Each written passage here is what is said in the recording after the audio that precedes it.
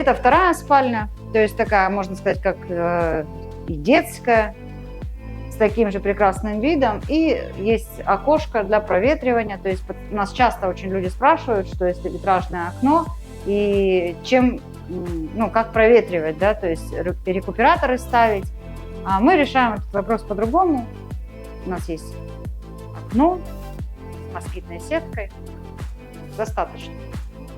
Камины у нас все устанавливаются, ну, скажем так, на ножках, да, здесь будет выделена зона для пожаробезопасности, потому что камины все дровяные, и, соответственно, ну, там вот такой круг, наверное, на сантиметров 40 он, 40-45, получается, дровник будет под домами, под каждым домом будут дрова, и, соответственно, можно вечерами на кресле качалка зажечь камин.